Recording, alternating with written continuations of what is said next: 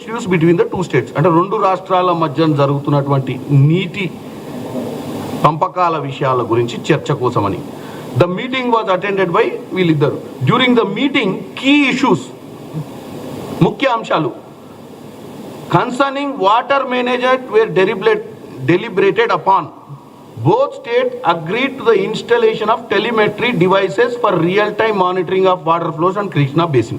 కృష్ణా మీద నువ్వెన్ని నీళ్ళు తీసుకోబోతున్నావు, నేనెన్ని నీళ్ళు తీసుకోబోతున్నా అన్న అంశం మీద ఇక నుంచి ఎవరెవరు నీళ్ళు దోసుకోవద్దు, ఎవరెన్ని నీళ్ళు వాడిరు అనేది ఈ టెలిమెట్రీ ద్వారా తెలుసుకునే ప్రయత్నం చేద్దాం. ఎందుకంటే అంచనాల వరకే మనం మాట్లాడుకుంటున్నాం, ఇంత పోయిన ఇన్ని టీఎంసీలు దోసుకోబోతున్నారు, అన్ని టీఎంసీలు దోసుకోవరు అని చెప్పి రాజకీయాలలో వాడుకుంటున్నాం కదా, వాస్తవాల కోసం ఇది పెడతామని చెప్పారు. And also agreed measures to be taken to address the maintenance issues to safeguard Srisailam Dam. ఇది రెండో అంశం. మూడో అంశం, both states also agreed that office of Krishna River Management Board and will be in Vijayawada, Godavari River Management Board will be in Telangana. ఈ రెండు ఆఫీసులు ఈ రెండు రాష్ట్రాల మధ్యన గోదావరి తెలంగాణలో, కృష్ణ విజయవాడ లేకపోతే ఆంధ్రాలో ఎక్కడన్నా పెట్టుకునే విధంగా ఇవి జరిగినాయి. దీంతో పాటు ఇప్పుడున్న నికర జలాలు ఇప్పుడున్న సమస్యల గురించి చర్చ జరిగింది. ఇది ప్రెస్ నోట్. ఇప్పుడు అర్జెంట్గా నీకు బనకచెర్ల గురించి మాట్లాడకపోతే మాకు వర్కౌట్ కాదు. మేము ఎట్లా తెలంగాణ ప్రజల్ని తప్పుదో పట్టియాలి, మళ్ళీ తెలంగాణ ఆంధ్ర సెంటిమెంట్ని ఎట్లా రేజ్ చేయాలి. ఎట్టి పరిస్థితుల్లో మనం ఇదే మంచి అవకాశం, మనకు ఆల్రెడీ గుర్తున్న వచ్చింది మొన్ననే పార్లమెంట్ ఎన్నికలలో. ఎట్టి పరిస్థితుల్లో రివ్యాంప్ చేసుకోవాలి పార్టీ అంటే డెఫినెట్గా మనం తెలంగాణ ప్రజల్ని మళ్ళీ పాత సెంటిమెంట్ రైట్ గుంజి ఇక మనం కథం పట్టించేసి ఇక వీళ్ళు కొట్టుకుంటారని చెప్పి ఇక ఒకటే వాళ్ళిద్దరు గురు శిష్యులు, ఆ గురువుకి దక్షిణ ఇది అది అని చెప్పి స్క్రీన్ ప్లే డైరెక్షన్ అంతా వీళ్ళే. ఇక వీళ్ళ గురించి చెప్తా. వీళ్ళు 14 ఏళ్ళ పాలనలో నీళ్లు నిధులు నియామకం మీద పోరాటం చేసి అధికారంలోకి వచ్చినామని ఆయన చెప్పుకుంటున్నాడు. మీరు పోరాటం దేనికి చేసిర్రో ఆ రోజు మీరు పార్టీ పెట్టినప్పుడు కూడా బై ఎలక్షన్లు, కలెక్షన్లు, కమిషన్లు వీటి కోసమే పార్టీ పెట్టిర్రు. పాపం ప్రజలకు తెలియక 1600 మంది విద్యార్థులు బలిదానాలు చేసుకుర్రు మీ దరిద్ర ఆలోచనలు తెలియక. అది ఎప్పుడు తెలిసింది ప్రజలకు? మొదట 5 ఏళ్లలోనే పసిగట్టిర్రు మిమ్మల్ని.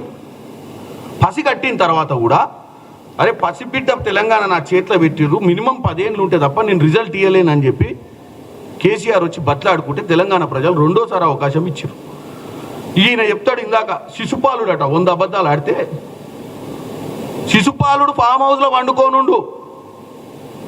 శిశుపాలుడు 10 సంవత్సరాలల్లా 2014, 2018 మేనిఫెస్టోలో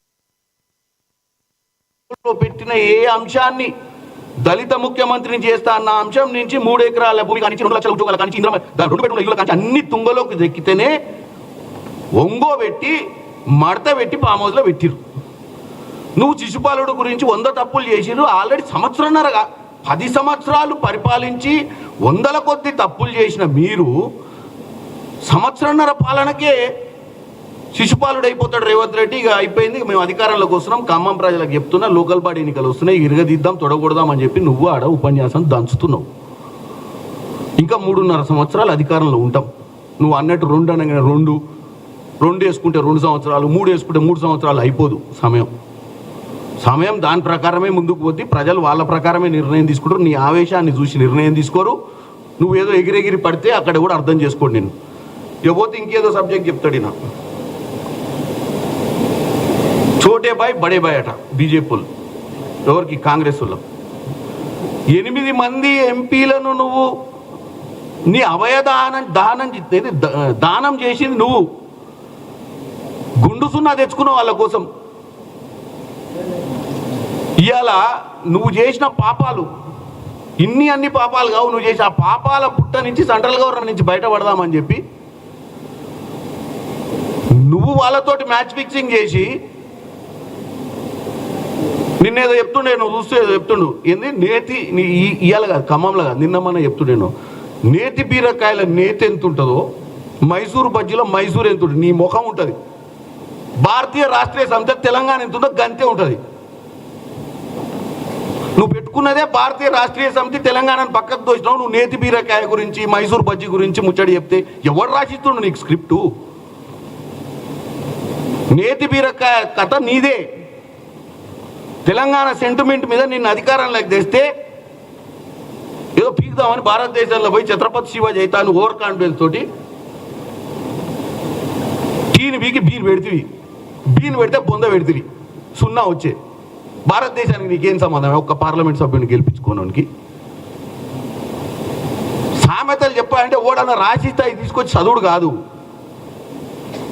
చదివే ముందు మన పరిస్థితి ఏందో చూసుకోవాల్సిన అవసరం ఉంది కేటీఆర్. ఈయన హయాంలా నీళ్ళ విషయం చెప్తా, ఈయన నికర జలాల గురించి చెప్తుండు.